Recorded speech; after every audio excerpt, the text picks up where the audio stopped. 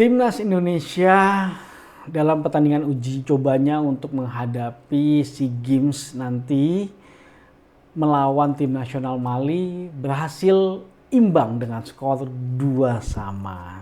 Tim nasional Mali yang cukup jauh peringkatnya di atas kita, bahkan dari segi kemampuan kalau menurut gue juga jauh di atas kita, berhasil kita tahan. Dan permainan tim nasional Indonesia kita juga semakin membaik dibandingkan dengan pertandingan pertama mereka sebelumnya.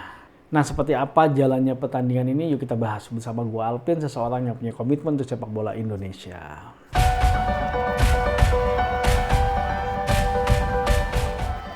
Oke, dari awal pertandingan Indonesia memang coba untuk keluar menyerang. Bahkan lini pertahanan Indonesia pun cukup tinggi kalau menurut gua. Dan menurut gua ini adalah strategi yang tepat karena ini adalah pertandingan uji coba.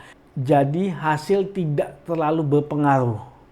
Jadi kita melihat adalah bagaimana pelatih bisa menemukan skema terbaik dari tim ini. Bagaimana pelatih menemukan pemain yang terbaik untuk menjadi starting line up. Ini adalah ajang uji coba. Jadi tidak berpengaruh hasilnya. Dan menurut gua pertandingan tadi adalah skema yang terbaik dibandingkan dengan pertandingan sebelumnya dengan memakai formasi 3-4-3 tentunya. Dengan ada 2 wingback dan 2 midfielder di tengah dan 3 di depannya, itu dengan 2 penyerang sayap kanan kiri dan juga 1 di depan, 3 center back.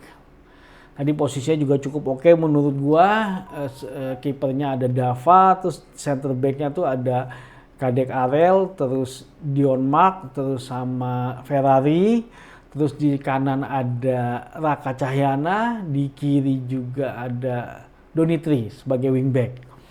Nah terus di tengah ada Ivar Jenner dan juga Rivaldo Pakpahan yang menurut gue duet mereka bagus banget kalau menurut gue, dan kemungkinan ini akan menjadi jantung lini tengahnya dari tim nasional Indonesia.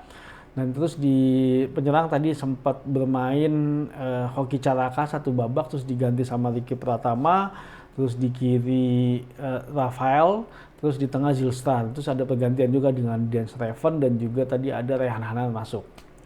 Jadi sepertinya udah kelihatan bentuk dari tim nasional kita ketika nanti bertanding di SEA Games nanti di bulan Desember.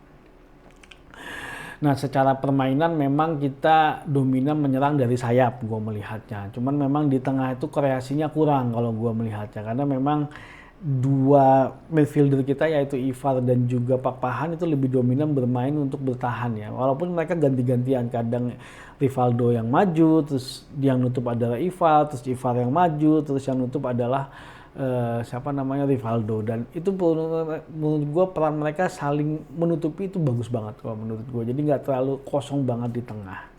Nah, permainan mereka pun juga walaupun sering melakukan kesalahan ya. Kadang-kadang passingnya masih ada yang salah, ya itu mungkin perlu diperbaiki lagi. Tapi permainan mereka kalau menurut gue sudah bagus di sisi sayap. Jadi peran dari back sayap dan juga penyerang sayap, winger pun saling berganti dan saling menutupi. Jadi peluang kita tadi itu dapat dari kanan dua-duanya. Yang pertama memang adalah bentuk pressing dari kita yang akhirnya Hoki Caraka berhasil dapat bola dan memberikan cutback kepada Zylstra, dan Zylstra melakukan pressing. Dan yang gol kedua adalah bentuk kombinasi passing ya antara Ricky Pratama, terus Ivar umpan ke Raka lolos dan berikan cutback, Zylstra nggak dapat, tapi di situ di belakangnya masih ada Rafael yang akhirnya Rafael langsung mencetak gol. Dan itu menurut gue skema yang bagus di gol kedua, golnya Rafael. Dan itu merupakan buah dari overload kita dari sisi kanan. Jadi memang peran antara wingback dan juga penyerang kanan kita berfungsi dengan sekali. Di kiri pun juga kita mendapatkan peluang sebenarnya dengan Donitri dan juga Rafael gitu, dan saling membackup. Cuman gue agak tadi Rafael tuh sering ngedelay. Nggak tahu ya, mungkin karena dia posisinya dulu di tengah memang kadang-kadang kan ngedelay gitu, nggak langsung karena udah nggak ada orang lain di depannya.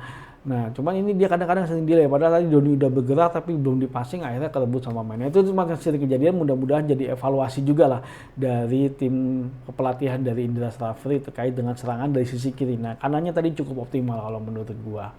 Nah, terus juga dari lini pertahanan ketika kita defense pun kita tadi memakai formasi 5-4-1 yang gua lihat. Nah, ketika Mali menyerang, Mali itu sangat mampu memanfaatkan yang namanya ruang antar lini bertahan dan juga ruang dari sisi tengahnya kita. Nah, Mali itu sering sekali orangnya muncul di mana? Muncul di tengah dan mereka berhasil menerima bola. Nah, cuman kalau dia berhasil balik badan, dia akan sangat berbahaya sekali. Itu yang gue lihat. Nah, cuman yang tadi dari 5 pemain bertahan, padahal jumlah pemain juga nggak terlalu banyak, nggak ada yang menutup. Kalau gue melihatnya seharusnya dari tengah itu ada yang menutup, entah si Ferrari, entah itu siapa, Kadek Arel ataupun Mark yang saling menutup, harus kombinasi. Nah, itu yang masih gue lihat agak kurang gitu untuk menutup orang-orang Mali yang ada di ruang antar lini gitu. Itu yang masih agak kurang. Nah, mudah-mudahan itu akan jadi evaluasi juga buat tim kepelatihan dari Coach Indra Safri yang dibantu sama Bima Sakti, ada Kurniawan, ada Zulkifli Syukur, siapa lagi gue lupa. Dan itu mudah-mudahan bisa jadi evaluasi supaya kita nanti ketika bertanding dengan SEA Games itu juga tidak menjadi celah lagi buat kita. Tapi memang kemampuan Mali sangat di atas kita kalau menurut gue, baik kemampuan individu dan juga bermain sama timnya. Tapi ya udah cukup bagus, kita mampu mengimbangi dengan skor 2-2. Ya cukup optimis lah gue nanti tim nasional Indonesia U22 ini untuk bertanding di Piala SEA Games. Mudah-mudahan kita bisa menghasilkan hasil yang terbaik. Oke, sambil menunggu tim nasional Indonesia senior kita dibangun lagi di ini, ya menurut gue ajang SEA Games adalah lumayan lah buat kita sedikit hiburan, sedikit terobati lah kangennya kita sama tim nasional Indonesia. Walaupun kita berharapnya tim nasional bisa segera dapat pelatih ya, tapi kalau sekarang pun ketika nggak ada FIFA Matchday ya maunya buat apa gitu ya. Memang akhirnya maunya mau nggak mau ya nanti di bulan Februari atau Maret baru ditunjuk. Ya mudah-mudahan PSSI pun udah nyiapin juga nanti bulan Maret tim nasional udah siap bertanding dengan siapa, tinggal pelatih barunya nanti yang akan meraciknya. Kita lihat seperti apa. Oke, terima kasih udah nonton video gua. Sampai ketemu lagi di video gua selanjutnya. Maju sepak bola Indonesia.